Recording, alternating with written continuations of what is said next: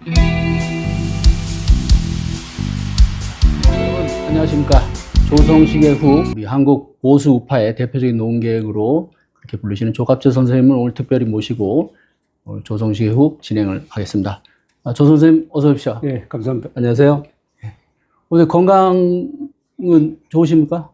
좋습니다. 오늘 오늘이 그러니까 제가 기자 생활을 시작을 한 지 네. 만 44년 딱 1개월째 되는 날입니다. 예. 네.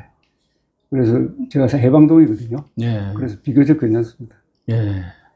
저는 뭐 거기에 비하면 아주 일천한데 저는 네. 30년 조금 못 되고요. 아, 충분합니다. 아니 뭐 다른 직업을 저도 가져본 게 없어가지고.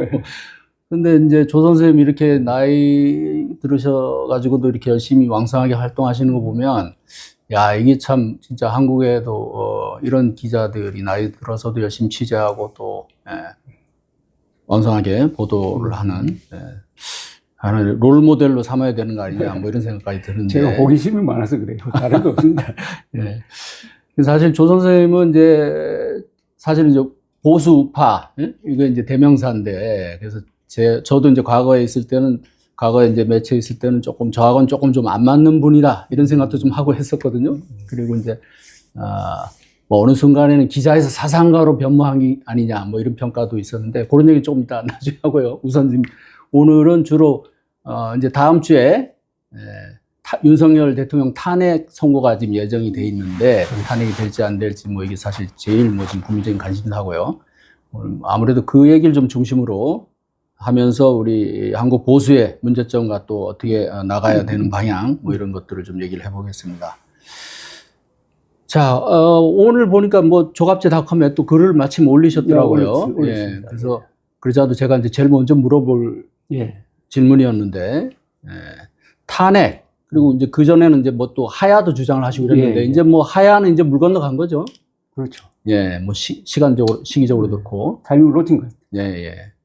이제 탄핵 선고를 앞두고 이제 뭐 일부에서는 또 뭐 기각이 될 수도 있다 뭐 이런 또 보수 우파들 진영에서 좀 그런 얘기들이 꽤 나오는데, 우선 그 어떻게 보십니까?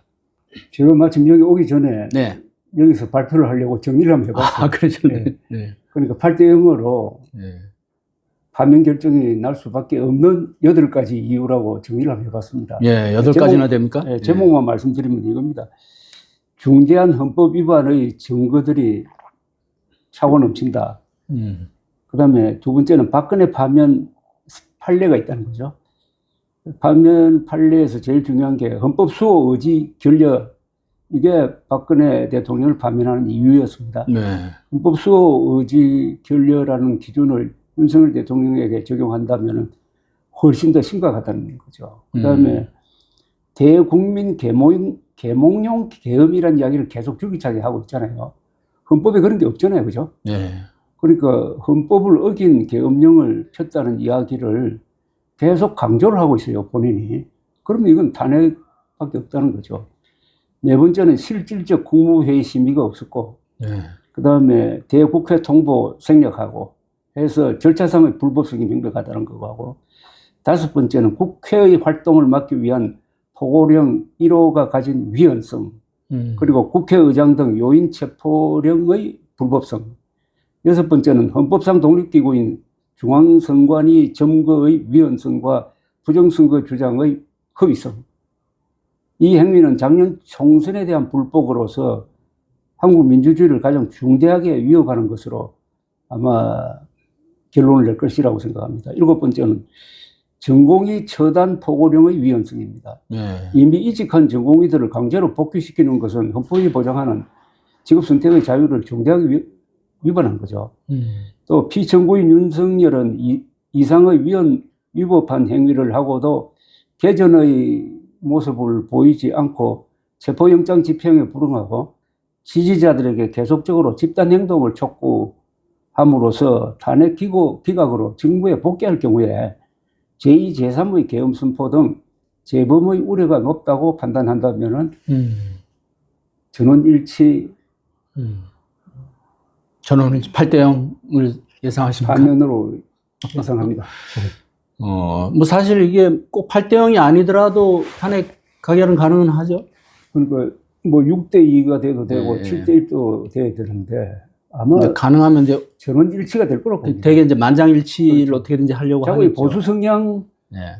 헌법재판관들에게 기대를 거는데 보수 성향 헌법재판관들일수록 헌법 수호 의지는 오히려 다른 사람들보다 더 강하다고 봅니다. 자, 지금 뭐 8가지를 나열하셨는데 이 중에서 뭐 하나하나가 사실 다 중대하겠지만 그렇죠. 그래도 그 중에서 제일 중요한 것만 한두 가지를 꼽는다면 뭘 보십니까? 저는 어떤 거? 가장 황당무계한 게 예. 중앙선관위를 점거한 거라고 생각합니다. 예. 그 사실은 또 포고령이나 그다음에 이 계엄 선포문에 나와 있질 않아요. 그러니까 공작 차원에서 했다는 것 아닙니까? 예. 나중에 언론 보도로 나오고 윤석열 대통령 입에서 그 이야기가 나온 거는 작년 12월 12일이었어요. 그렇죠. 초기 담화문 안 뭐 나옵니다. 거기도 없죠. 안 나와요. 예. 그런데 가만 보니까 국회보다도 먼저 출동시켰고 국회 보낸 병력보다도 더 정예 병력을 거기에 보냈어요. 예. 그리고 30몇 명의 선관위 요인들을 체포하려는 계획을 가지고 뭐 야구 방망이도 들고 가가지고 예. 위협하고 더구나 서버를 떼내서 가지고 나올 계획을 가지고 있었던 것 아닙니까? 그 준비도 훨씬 더 먼저 했더라고요. 자, 그러면은 이게 뭘 의미하느냐 하면은 작년 총선에서 참패한 것이 부정선거로 진 거다. 그러니까 이 국회가 부정선거로 당선된 국회의원들이 장악하고 있으니까 예. 이것은 반국가 세력의 소굴이다. 그래서 국회를 무력화시키는 것이 정당화된다는 이런 망상이죠. 그죠? 예. 망상을 가지고 접근했다고 보여집니다. 그리고 핵심은 아까도 짧게 언급했습니다만은 공정한 선거에 대한 불복 아닙니까? 대통령이 선거 결과에 불복하는 것은 대통령이 부정선거 저지르는 거하고 똑같습니다. 결과가. 그러면은 이제 조 선생님은 지금 이 윤석열 대통령 쪽에서 또 그 사람을 따르는 쪽에서 주장하는 이 선거 부정, 여기에 대해서 뭐 일고의 가치도 없다고 보시는 겁니까? 전혀 그건 사실이 아니다. 일고의 가치도 없죠. 0.00001%의 가능성도 없고. 근데 뭐 그 황교안 전 총리 뭐 이런 사람한테 해가지고 좀 알만한 사람들도 뭐 지금 꽤 거기에 상당히 뭐가 있는 것처럼 얘기를 하잖아요. 아니, 어른들의 약 30%가 예. 그게 넘어가고 보수층에서는 반 이상이 지금 쏟고 있는 걸로 통계에 나옵니다. 아니, 그 제가 좀 알고 지내던 예비역 그 장군들, 예, 취재원도 뭐 있고 그런데, 이렇게 멀쩡하신 분들이거든요. 평상시에. 근데 언제부터 뭐 부정선거 음모론을 얘기를 하시더라고요. 예, 이 음모론에 넘어가는 사람들은 예. 뭐 배웠느냐, 많이 배웠느냐 차이가 없어요. 또 직위가 높으냐, 낮으냐 차이가 없고, 이건 다분히 인성과 관계되는 것 같아요. 인성. 상식적인 판단을 할 수 있느냐, 아니면은 외골수냐, 그리고 지나친 엘리트 의식을 가진 사람들, 의외로 좋은 학교 나온 사람들이 많습니다. 네. 황교안, 윤석열 두 사람이 그런 경우 아닙니까? 예. 한번 상상을 한번 해보십시오. 현직 대통령과 대통령 권한 대행을 지낸 사람이 부정선거 음모론에 넘어갔다고 한다면은 이건 가공할 사태 아닙니까? 윤 대통령 입장에서는 또 본인이 도저히 믿고 싶지 않은 선거 결과, 지난해 4월 총선요, 뭐 압도적으로 참패를 당했잖아요. 그런 어떤 심리에 또 딱 맞아떨어지는, 그러니까 더 아마 그쪽으로 기울어진 게 아닌가. 황교안 미래통합당 대표의 경우에도 마찬가지죠. 네. 선거에서 지니까 핑계 대기 위해서 부정선거론으로 빠질 수가 있어요. 얼마나 편리합니까? 네. 근데 작년 총선은 윤석열 대통령이 잘못했잖아요. 윤석열 대통령이 잘못한, 특히 투표 2달 전에 발표한 의과대학 정원 네. 2,000명, 그게 의사 집단, 의사표가 한 가족까지 합치면 100만 표가 되는데, 이 100만 표가 이탈하는 바람에 진 것하고 마찬가지인데, 자신이 잘못해서 저러니까 더 핑계거리를 찾았던 것 아니냐 하는 생각이 들고, 그 전부터 윤석열 대통령이 검사 시절부터 음모론에 귀가 솔깃했다는 그런 이야기는 많아요. 하긴 뭐 그 무속에도 그렇게 심취하고 하는 걸 보면 역술가도 많이들 만나고, 조금 아까 말씀하신 대로 어떤 그런 좀 기본적인 어떤 성향의 그 어떤 성적인 문제가 있지 않나 이런 생각도 좀 듭니다. 이 주술과 음모론이 굉장히 가깝잖아요. 예.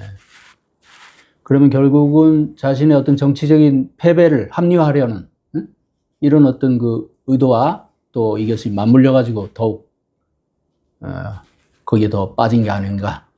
이건 결국 망상적 계엄인데, 망상. 예. 아마 국제사회에서 제일 이해가 안 되는 게 이 부분 아니겠습니까?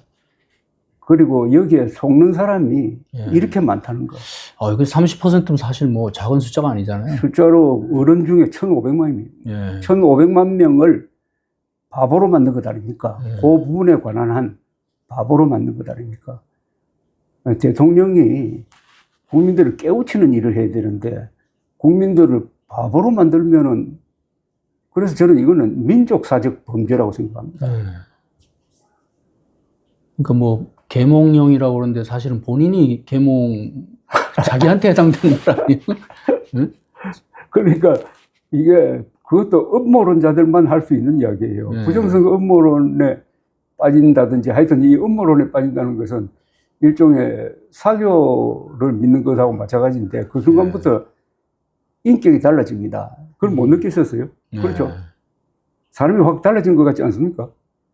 그렇죠. 어떻게 저런 대화하다 보면 이야기를 그렇게 하느냐. 느껴지죠. 대화를 하다 보면. 그리고 이런 이야기를 하는 걸 부끄러움 없이 해요. 네, 네. 또 그러다 보니까 좀 사람이 무례해집니다. 아니 1,500명을 그런 사람으로, 1,500만 명입니다. 1,500만 명을 그런 사람으로 만드는데 윤석열 대통령 한 개인이 결정적 역할을 했거든요. 그런데 작년 4월 총선으로 부정선거 음모론이 한국에서 딱 정리가 됐어요. 네. 그 전에 4년 동안 주장하던 사람이 전번 총선을 완벽하게 했거든요. 개표를.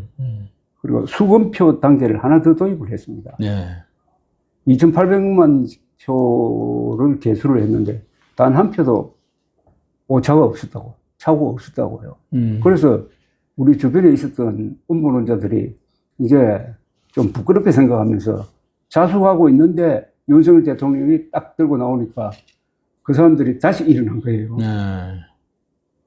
대통령이 저런 주장을 하니까 봐라, 이렇게 된 거 아닙니까? 네.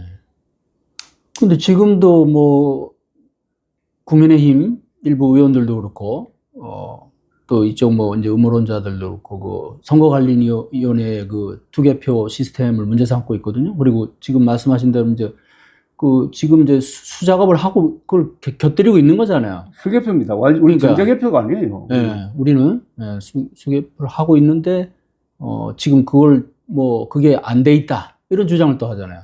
그건 완전히 사실에도 안 맞는 거죠. 그렇죠. 전자개표니까 전산 조작이 가능하다, 해킹이 조작 가능하다, 이렇게 주장하기 위해서 그렇게 주장하는데 철저하게 수개표입니다, 우리는. 그리고 지금 국민의힘이 여기에 넘어가고 있다는 게 이게 또 가공할 사태예요. 네. 작년 4월에 부정선거가 있었다면 가장 큰 피해자는 국민의힘 아닙니까? 낙선한 그렇죠. 사람들이잖아요. 그렇죠? 예. 한 사람도 문제를 제기하지 않고 있잖아요. 네. 그러면은 우리가 뽑은 대통령이지만은 대통령의 판단은 잘못된 거다. 거기에 속지 마라 해가지고 선을 그어야 될 의무를 가진 집단이 집권 여당 아닙니까? 예. 근데 그 이야기는 안 하고 부정선거 음모론자들 눈치를 보면서 이미 자기들이 아무 문제 없다는 걸 확인한 선관위 뭐 시스템에 문제가 있다든지 아니면 사전 투표 해서는 안 된다든지 그래서 뭐 본투표일을 3일간 늘린다든지 이런 이야기 하는 거는 아주 비겁한 태도입니다. 그런 이야기 하지 말고 부정선거 음모론자들에게 우리가 뛰어본 사람들이다. 우리가 뛰어본 사람들인데 당신들은 관중석에 앉아가지고 뭐 부정이 있었느니 없었느니 그런 이야기 하지 마라. 이렇게 해야 되는 것 아닙니까? 근데 이제 지금 말씀하셨으니까 질문 드리면은 그 사전투표제를 폐지해야 된다. 이런 건 또 이제 다른 진영에서도 또, 심지어 저도 이제 최근에 그 한동훈 전 대표 책을 읽었는데, 한동훈 전 대표도 그런 비슷한 주장을 하더라고요. 이 사전투표제 부작용이 많아서, 차라리 본투표를 뭐 한 3일간 하든가, 이런 식으로 좀 개선해야 된다. 뭐 이런 주장들이 좀 있는데. 그런 주장을 하는 사람들은 부정선거론자들하고 정면 승부를 할 생각을 안 하니까 그 사람들이 주장하는 거 하나를 받아가지고 일종의 그들에게 아부하는 겁니다. 좀 타협 비슷하게요? 그러니까. 아니, 박근혜 정부 시절부터 시작한 게 사전투표 아닙니까? 얼마나 편리합니까? 이틀 동안은 아무 데 가서나 할 수 있고, 또 자기 고향에 가지 않아도 되고, 그러니까 젊은 사람들이 많이 이용했잖아요. 그게 투표율을 좀 높이는 데도 도움이 되지 않아요? 그러니까 투표를 높이기 위해서 만든 거예요. 근데 이걸 본투표 3일로 하면은, 그 이제 3일을 어떤 식으로 설계하느냐는 거는 뭐 두고 봐야 되겠지만, 우선 젊은 사람들이 지금 외지에서 일하고 있는 젊은 사람들이 고향에 돌아가야 된단 말이에요. 그거 얼마나 낭비고 그만큼 떨어질 거다 아닙니까? 그리고 이거는요, 부정선거 음모론에 빠진 국민의힘은 결정적 지금 잘못을 한 게, 이래 되면 투표율을 낮춥니다. 계속 부정선거 주장하고 사전투표 안 된다고 주장하면은 국민의힘 지지자들이 투표장에 안 갈 확률이 훨씬 높죠. 그렇지 않습니까? 그러겠죠. 아니, 투표해봤자 표도둑, 사전투표는 더불면 안 된다. 이러면 투표율이 낮아지잖아요. 그래서 2012년에 김어준 씨가 부정선거 음모론을 들고 나왔을 때 당시 민주당이 이거 믿으면은 절대 안 된다 해가지고 정리한 것 아닙니까? 그 정도의 전략이나 계산도 할 줄 모르는 게 지금의 국민의힘입니다. 참 보시기에 답답하시겠습니다. 아니, 이거는 국가적 재앙이에요. 그 어디 뭐 방송 나오셔가지고 말씀하신 거 보니까 이번 그 이제 탄핵 관련해서 이렇게 뭐 지금 이제 진영 간 대결이 벌어지는데 이게 음모론 세력과 맨정신파의 대결이다. 제가 만든 말인데. 맨정신파란 말이 제가 아주 만든 재밌는. 윤석열이 만든 말이 뭐냐? 맨정신이라 이거죠. 그러니까 맨정신파 대 음모론파의 대결이 우선은 국민의힘 경선 과정에서 벌어질 것이고, 만약 국민의힘 경선 과정에서 음모론에 빠진 사람이 후보가 되면은 그 선거는 음모론 대 맨정신파의 대결이 되고, 또 호언 세력과 헌법을 부정하는 세력의 대결이 되고 해가지고 과거의 좌우 개념하고 조금 다른 선거판이 되지 않을까 하는 그런 생각이 들어서 막 우스갯처럼 그런 이야기 해봤습니다. 그렇네요. 그렇게 되면 이제 무슨 우리가 전통적으로 얘기하는 보수 진보의 대결이 아니고, 뭐 이제 조금 뭐 다른 말로 바꾸면 뭐 상식과 비상식, 뭐 그런 뭐 이제 그거보다 조금 더 적나라합니다. 맨정신과 음모론. 근데 그 지금 이제 조갑제 TV도 하시잖아요, 유튜브. 조갑제 TV, 조갑제닷컴 뭐.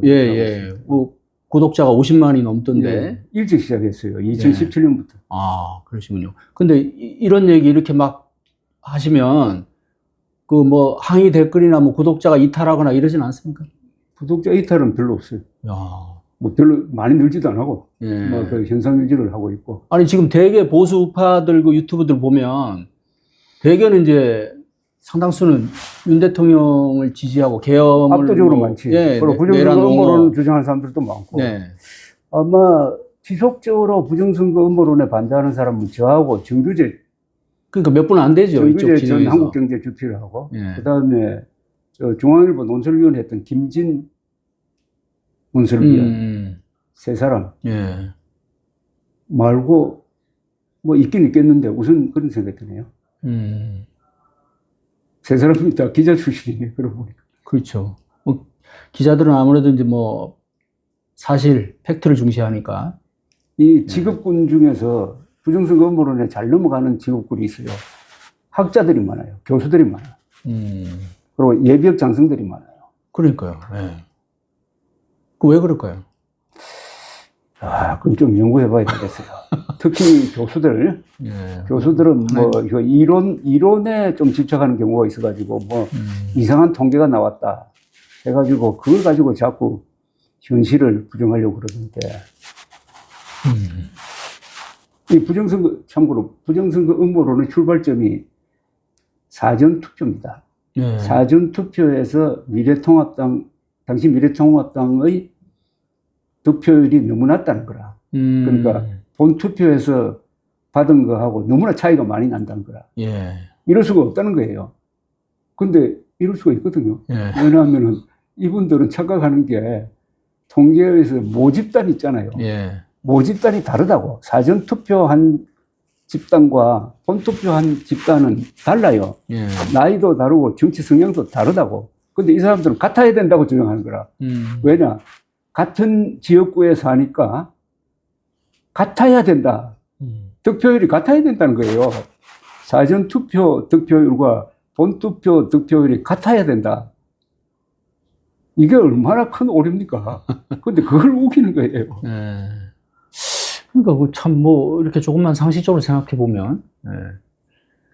그거 좀 안 맞는다 이런 생각이 이게 제일 지금 억울한 게 네.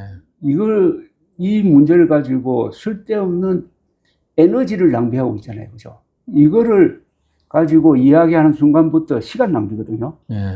여기서 어떤 생산적인 결과도 얻지 못합니다. 그러면 얼마나 큰 국가적 손실입니까? 그 손실이 어마어마한 거죠. 그렇죠. 사실은 눈에 보이지 않는 손실. 남의 시간을 뺏는 건데. 예. 그리고 그 뭐 이제 전에 또 어디 글에서 쓰신 걸 제가 봤던 하여간 그 이제 의료 대란으로 인한 그 손실, 국민에게 끼친 그 예, 피해도 예. 뭐 금액적으로도 엄청나다고 다 이제, 나옵니다. 예. 제가 윤석열 대통령한테 완전히 회복 불가능할 정도로 절망한 것은 작년에 의과대학 정원 2,000명 늘리는 걸 보고, 예. 그 다음에 그 잘못된 정책을 밀어붙이다가 무지무지한 지금 인명피해가 생기는 걸 보고, 반드시 이 사람의 말로는 좋지 않을 것이다 라는 생각을 하고, 저는 기사를 썼어요. 예. 쓰고, 의료 대란 이것만 해도 충분한 탄핵감입니다.